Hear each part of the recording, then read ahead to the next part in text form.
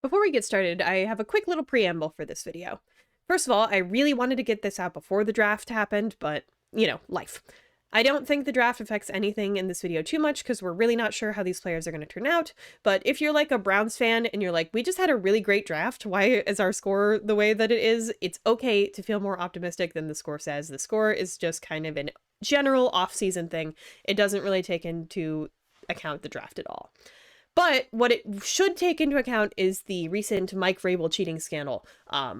And of course, Mike Vrabel being the head coach of the Patriots, that really does affect the Patriots score. So if you want to see the adjusted Patriots score, it's going to be different than the one that's in the video. You can check out the pinned comment down below, and you can see what the correction is going to be there for what their score is and what tier that they land in. Otherwise, I think this video is all still fairly accurate, still an accurate depiction of my thoughts and feelings. So yeah, sit back and enjoy. Don't forget to like, comment, and subscribe, and I hope you like the video. With the 2025 NFL season having wrapped up in February, and the draft only being a short time away, that got me thinking, how is each fan feeling about being a fan of their team right now? That question might seem pretty straightforward. Team wins a lot, you feel good. Team loses a lot, you feel bad. But I don't quite see it that way. Lots of factors go into how proud you are to be a fan of your team. Everything from how your team's been performing lately, to controversies and dramas that haunt your fan base, to historical successes and failures. In fact, there are so many factors that I decided to create what I call the NFL Fan Misery Index. It certainly isn't the most scientific thing ever, but it aims to roll up all the big things that fans care about into one formula that can cover every team. If you're curious about all the precise numbers that go into it, the whole thing is on the screen right now, so feel free to pause and look.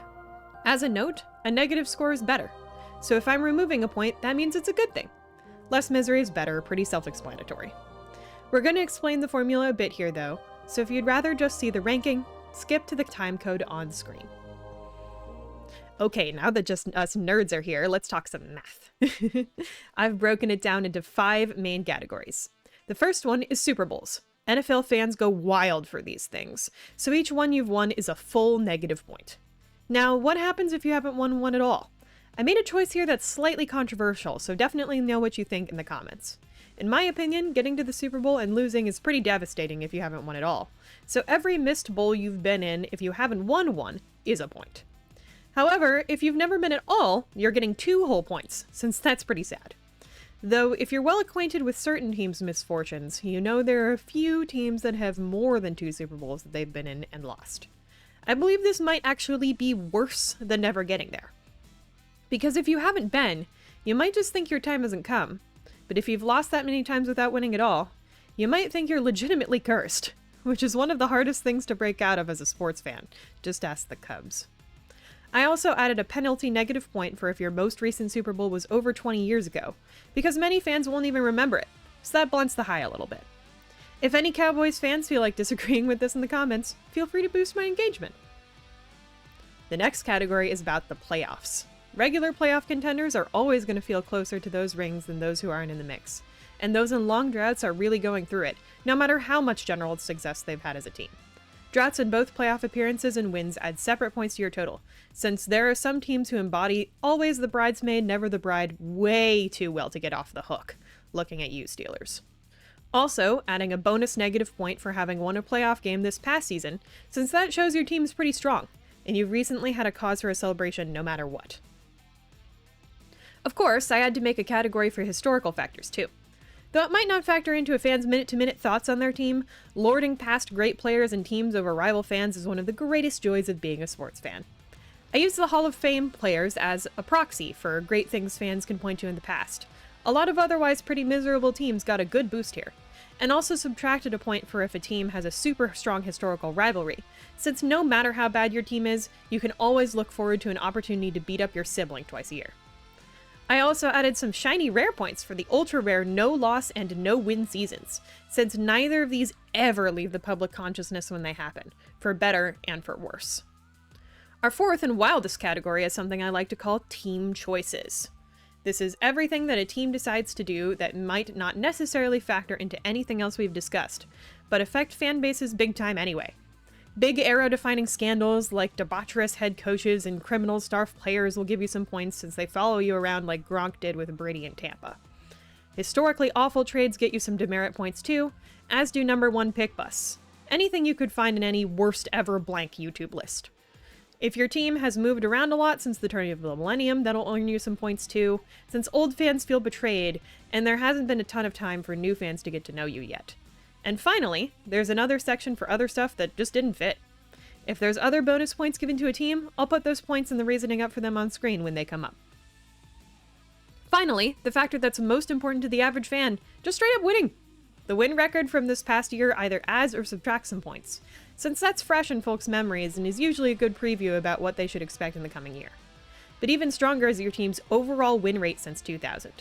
I decided to include this since a team that's been consistently winning but is in a slump would feel quite a bit different about their situation than a team that's been unsuccessful but are doing well right now. I decided to cut off at 2000 since that's enough time to capture the general feeling of a team's ability to win games, but not far back enough to consider wins that don't matter a ton to the fan bases right now.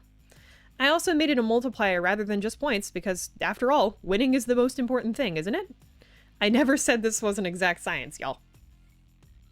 Alright, with that out of the way, let's find out which fans are ordering jerseys and which ones are crafting their paper bag hats. We're gonna go from best to worst and go number by number, since I actually think every number has its own distinct vibe. And remember, negative is better. Starting off at -4 and lower, in the goated franchise tier, we've got the Seahawks, the 49ers, the Packers, the Eagles, and the Patriots. Some of these teams aren't very surprising. The Seahawks just won a Super Bowl and are consistent winners. And the Patriots' Brady Dynasty afterglow isn't going away for a super long time. But there are a couple I wasn't quite expecting.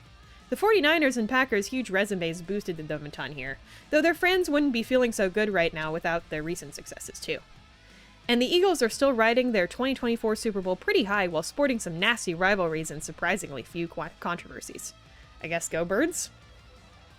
Just a step less jubilant are the teams from -4 to -3 in the confident tier. Here we find the Broncos, Chiefs, Cowboys, and Steelers. These teams know they can do well, and will. They just aren't at the top of the world right now. But a strong showing next year should bump them into the goated franchise tier. There's one outlier here. The Cowboys somehow made it to this tier without the consistent recent successes the other teams here have had. Their delusion is just that strong, damn. Also, even though the Chiefs are the NFL's current dynasty, they've had a nasty hangover these past few years which landed them here. But if they come back swinging, they'll be on top very quickly. -3 to -2 represent the solid tier, and here we've got just one lonely team, the LA Rams. Rams fans are generally feeling pretty darn good right now, so what's the problem? The main ones are the fact that they just moved to LA in 2016, making them a relatively recent transplant team, and the fact that the team's win rate since 2000 is actually only 48.3%, which means that Rams fans have a lot of pretty recent losing to reminisce on. But they've done a really good job pulling themselves out of this misery hole. If we had done this pre-Super Bowl 56, this score would have been much, much worse. Next up, we've got the optimistic tier, which ranges from -2 to -1. Here we've got the Bears, the Giants, the Ravens, and the Commanders. A fun mix of teams who are both leaning on some nostalgia and holding some excitement for the future. The Bears are especially lucky for their recent playoff success and the absolute elation of stomping their rival out twice this year. A positive score would have been in their future otherwise. The Giants and Commanders have a cushion of consistent successes and bloodthirsty rivalries to keep their fan bases happy even in down years, and the Ravens are just consistently good most of the time, but had a down year last year. Still on the good side but getting close to neutral is the cautiously optimistic tier. The Colts and the Bills are the only teams who scored between -1 and 0 in my calculations, and I think they make a lot of sense to be here. The Bills are severely hampered by their 4 Super Bowl losses, but as we'll see later, could be doing a lot worse for having that much heartbreak in their past. Thank you, Josh Allen. It's a fan base that can never fully believe, but wants to so bad, and even has some reason to right now, so they definitely deserve breaking into the negatives here. And the Colts have had a pretty mixed bag millennium so far, with the major highs of the Manning era and major lows of pretty much every other era. But hey, maybe Indiana Jones can save them? Worth a shot. Finally, we've crossed over the midpoint. These are the fan bases that have enough to complain about that they're probably more inclined to think the next season won't work out rather than have a ton of hope. But hey, that's what coping is for. And sometimes it works, so never despair. Unless you're a few of these teams. But we aren't there yet. Right now, we're at the ready for anything tier, which ranges from 0 to 1. The Saints, Lions, Vikings, Buccaneers, and Chargers live here. These are teams that I feel like kind of roll the dice every year right now. And I think it's actually really cool that they all landed here, even with very different histories. Vikings fans are still reeling from 4 Super Bowl losses, so despite their consistent success, they still have some baggage to work through. Saints fans are being helped by Drew Brees having been an absolute machine, and it's truly impressive that the Lions' recent successes have dragged them out of the depths of hell. Truly an oddball of a tier. Next, we have an interesting tier, and franchises with scores from 1 to 2. The unhappy or uneasy tier includes the Dolphins, Texans, Jaguars, Panthers, and Raiders. Can you spot the odd ones out? 3 of these teams are expansion teams, which always have a harder time in coveting loyal fan bases and keeping them without rings. And 2 of these teams have had some of the highest peaks the NFL has ever seen. It's truly embarrassing that the Raiders are here given their massive amounts of historical success, but someone's gotta fumble the bag, I guess. And even the Dolphins' perfect season couldn't save them from their playoff win drought extending back to 2000. That's before the towers fell, if we're counting. This tier is either for fan bases of teams that believe they shouldn't be here, like the Raiders, or who believe that they shouldn't be here, positive, like the Jaguars. To get here, you have to have a lot of historical success and a lot of recent failure, or have a lot of historical failure and a lot of recent success. But what if we had both failures? Apathy starts to take over at the used to it tier, which includes teams scoring between 2 and 3. Here reside the Falcons, Titans, and Cardinals, consistently underperforming franchises despite at least one of them being every analyst's sneaky pick of the year. You might notice that none of these franchises have Super Bowl rings, and that their win rates are quite low, though all of them have actually had some point of major success that has at least given their fan bases a tiny bit of life. I might actually make a video on these 3 since I think they're all pretty uniquely fascinating, so I won't talk too much about them. But no, I have a lot of love in my heart for these franchises despite their flaws. At this point, the fan bases are used to it, and just gotta learn to appreciate the good times when they come around. After all, it could be even worse. If you've been counting, you might be aware that we only have 3 teams left on our list. These 3, the Browns, the Bengals, and the Jets, have absolutely earned their high scores on the Index of Misery. Though they all belong to a tier, then we'll talk about those tiers, I also think it's worth pointing out their exact scores and what got them there, since each of these teams is just such a fascinating case in sadness.